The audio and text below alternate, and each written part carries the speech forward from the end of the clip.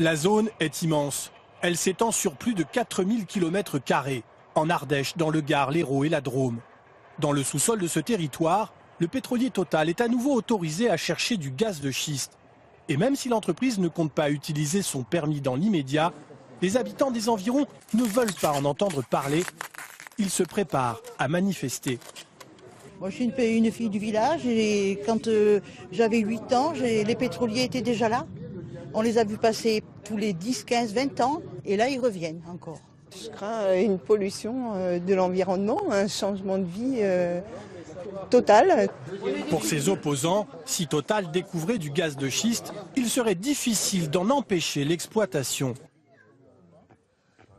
Si on avait une exploitation avec un modèle qui ressemble à celui des États-Unis en termes de gaz de schiste, ça serait un puits tous les kilomètres, 1,5 km. Donc imaginez le paysage ici hérissé de puits de gaz de schiste. Et comme on est dans des régions, que ce soit pour le Gard et l'Ardèche, qui économiquement ne vivent que du tourisme et de l'agriculture, pour nous, pour ces régions-là, c'est la fin du monde.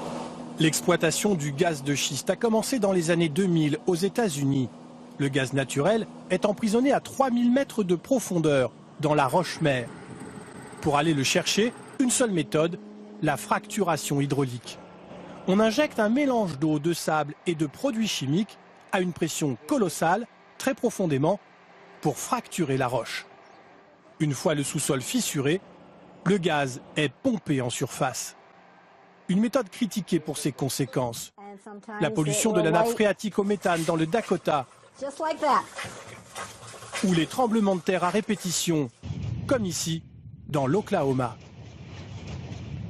En France, en 2011, après quelques essais, cette méthode de fracturation hydraulique a été interdite, ce qui a bloqué toutes les recherches en cours. Une situation que regrette l'industrie gazière, qui voudrait développer une méthode plus propre. D'après les estimations, le sous-sol français pourrait contenir l'équivalent d'un siècle de notre consommation annuelle de gaz. Si effectivement il y a du pétrole et du gaz de schiste en France, à ce moment-là, ça viendrait en déduction de nos importations de pétrole et de gaz. Donc ça améliorerait notre indépendance énergétique. C'est ça la question. Aujourd'hui, Total possède le seul permis de recherche de gaz de schiste légalement attribué en France. Tous les autres ont été abrogés.